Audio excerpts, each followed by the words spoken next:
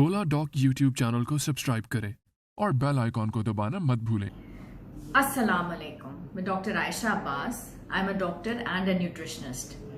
आज हम स्पेशली बात करने वाले हैं कि रमज़ान में हम ऐसा क्या करें रोज़े रखते हुए कि हम अपने वेट को मेंटेन कर सकें या एटलीस्ट रिड्यूस तो कर लें मगर बढ़ाएं नहीं।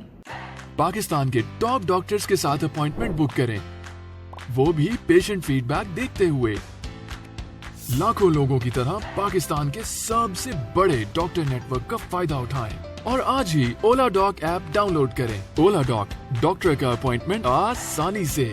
जो बेसिक इंपॉर्टेंट चीज़ें जिसका हमें ध्यान करना है वो ये करना है कि हम अपने हाइड्रेशन लेवल्स को मेंटेन रखें और सहर और अफ्तार के अलावा हल्का फुल्का डिनर भी ज़रूर करें और वर्जिश ज़रूर करें। रमज़ान में जो बेसिक मिस्टेक हमसे होती है वो ये होती है कि हम किसी एक फूड ग्रुप के ऊपर बहुत ज़्यादा फोकस कर लेते हैं। या तो हम कार्बोहाइड्रेट्स ले लेते हैं बहुत ज़्यादा, या हमें ये इंतज़ार या शौक हो जाता है कि हम तलन चीज़ें बहुत ज़्यादा इस्तेमाल कर लेते हैं, ये सोचते हुए कि हम तो बहुत ज़्यादा फास्ट कर रहे हैं, या हम प्रोटीन्स ले लेते हैं। हमें किसी एक फूड ग्रुप के ऊपर फोकस नहीं करना, हमें तमाम तर चीज़ें जो हैं उनको बैलेंस तरीके से लेकर चलना है और इस बात का ध्यान हमें पूरे रमज़ान में करना है। इस वजह से ना सिर्फ ये होगा कि हमारी सेहत और तबीयत भी सही रहेगी, हमें हार्ट बर्न और एसिडिटी के प्रॉब्लम्स भी नहीं होंगे और उसके अलावा हमारा वजन भी बहुत तरीके से मेंटेन रहेगा।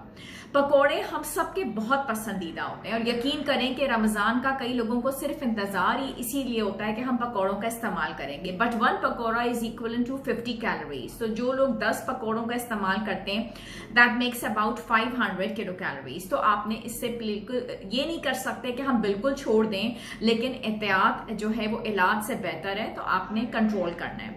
एक खजूर 20 कैलोरीज होती है, इसमें ग्लूकोज भी है, फ्रक्टोज भी है, एकदम से आपके एनर्जी बहुत अच्छे मेंटेन हो जाते हैं। लेकिन जो लोग अंडर वेट हैं ठीक है इसका इस्तेमाल कर सकते हैं, लेकिन अगर वजन के बारे में हो तो आप 1 से 2 खजूर का इस्तेमाल कर लें। उसी तरह इफ्तार के वक्त जब रोज़ा खुल जाता है तो आपको मशरूबात की ज़रूरत होती है, तो आप मिंट लेमनेड ले लें, पानी का इस्तेमाल कर लें, लेकिन बहुत ज़्यादा कोल्ड ड्रिंक्स या हैवी मशरूबात का इस्तेमाल ना करें, उससे आपका वज़न जो है बहुत ज़्यादा बढ़ जाता है। हाइड्रेशन लेवल्स के लिए बेहतरीन है कि आप फ्रूट्स का इस्तेमाल करें ताकि आपको फाइबर भी बहुत ज़्यादा मिले।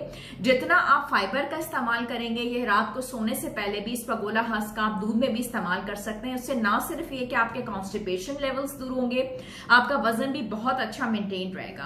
और अगर आप फाइबर का इस्तेमाल करते हैं तो आपको हार्ट बर्न और एसिडिटी की शिकायत भी नहीं होते।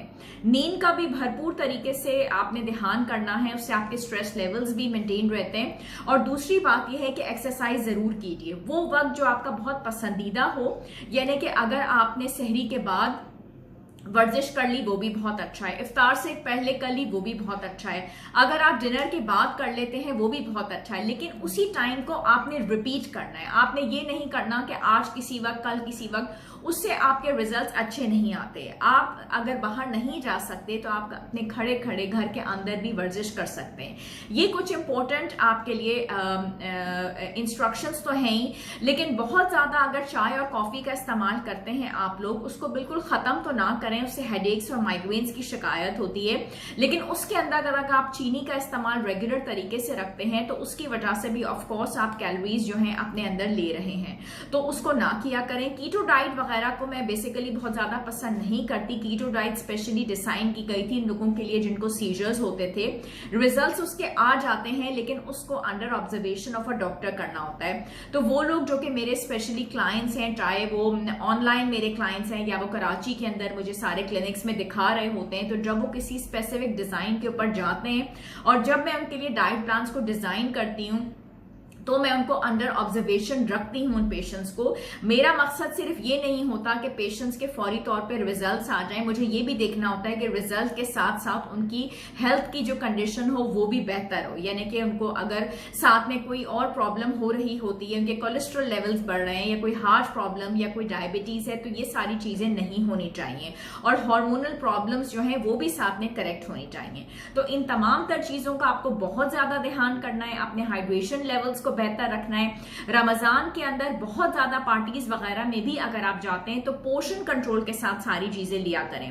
दूसरी बिगेस्ट मिस्टेक ये होती है कि अफ्तार में इतने सारी चीजों का आप इस्तेमाल कर लेते हैं और उसके बाद ये होता है कि डिनर को छोड़ देते हैं या सहरी को छोड़ देते हैं, और वो एक और वजह होती है जिसकी वजह से वजन जो है वो बहुत ज्यादा बढ़ जाता है। तो आपने सहरी भी जरूर करनी है, एंड में थोड़ा सा योगर्ट या दूध ले लें ताकि पूरा दिन एसिडिटी या हार्टबर्न ना हो, और उसके बाद आपने अफ्तार भी थोड़ी रखनी है। उसके बाद नमाज के लिए उठ जाइए, फिर फिजिकल एक्टिविटी के साथ तरावी के बाद हल्का फुल्का डिनर जिसमें कोई ना कोई सूप या कोई सैलेड या फिर थोड़ी सी प्रोटीन वो जरूर ले लें, ताकि आपका वेट भी बैलेंस्ड रहे, आपकी डाइट भी बैलेंस्ड रहे। पोर्शन कंट्रोल के साथ आप तमाम तर चीज़ों का इस्तेमाल कर लें, इससे आपकी सेहत भी बेहतर रहेगी और आपका रमज़ान भी बहुत अच्छा गुजरेगा।